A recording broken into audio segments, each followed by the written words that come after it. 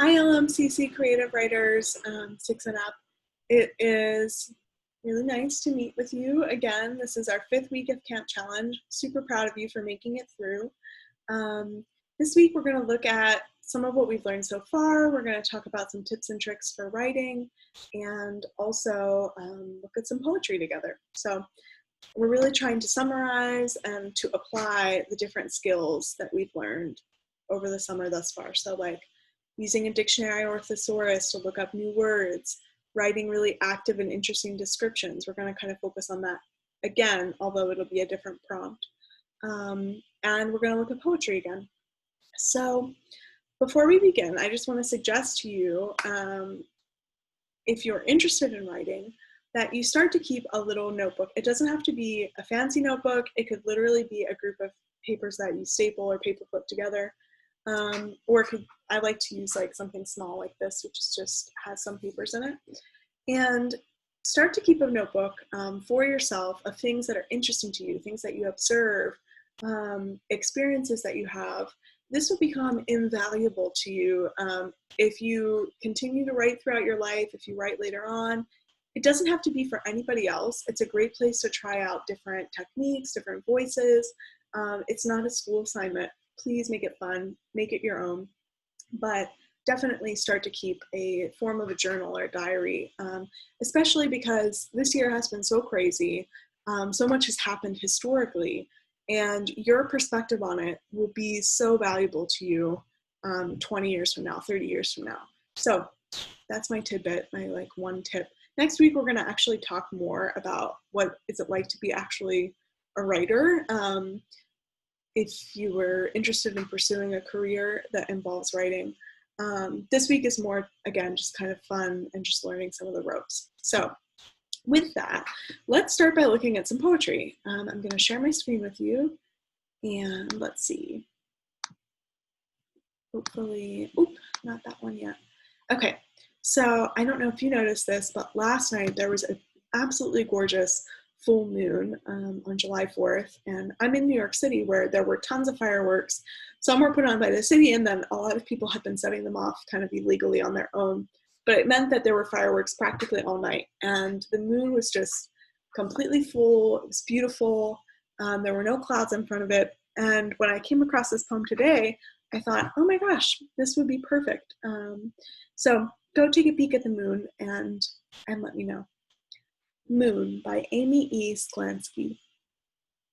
Marvelous, opaque orb, nightlight for the world. Let's read it one more time because it's super short. Marvelous, opaque orb, nightlight for the world.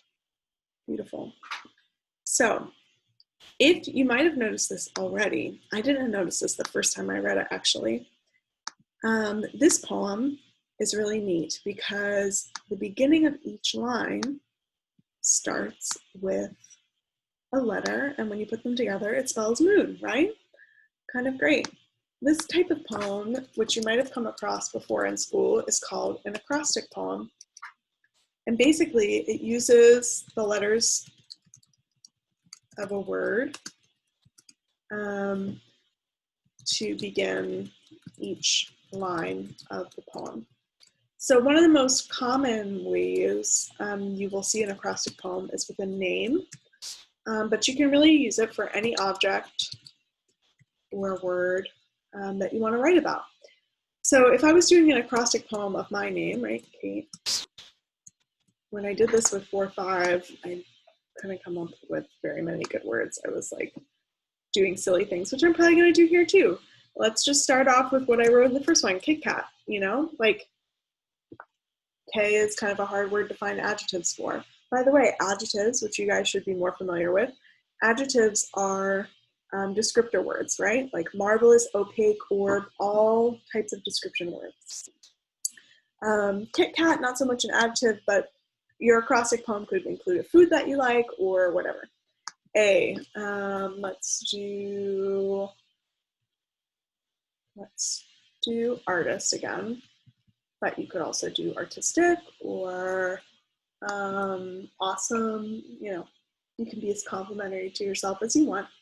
T might be something like If you're tall, it could be tall. For me, I'm not, so I might do,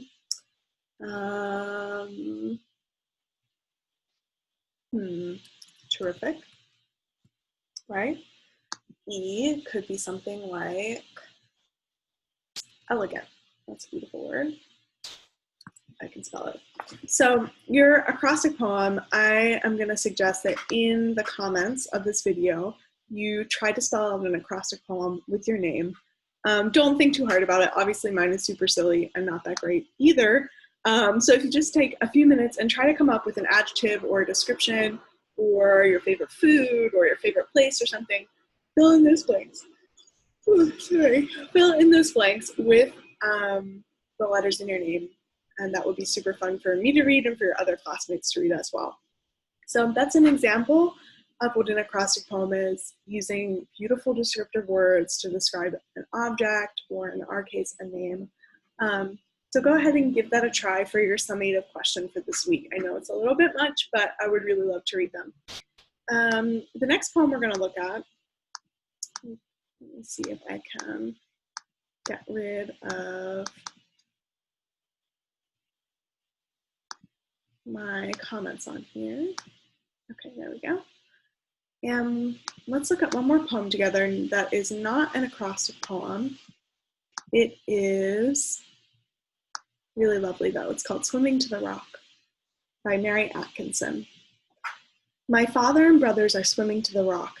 Come with us, they call to me, and I say, maybe next year. The rock is very, very far away. I sit on the dock with my peanut butter sandwich. I watch them dive into the water and swim into the distance.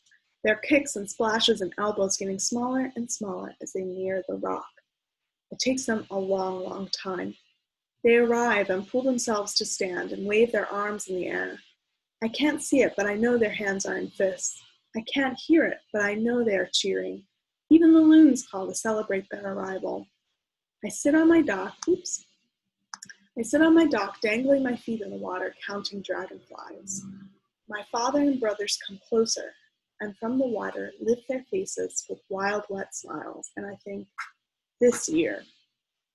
This is a really lovely poem. So she's sitting on the dock, and the rest of her family is swimming out far. Maybe that they're at a lake, and she's afraid to, right? And by the end of the poem, you can see that there's kind of been a plot twist, as we talked about last week.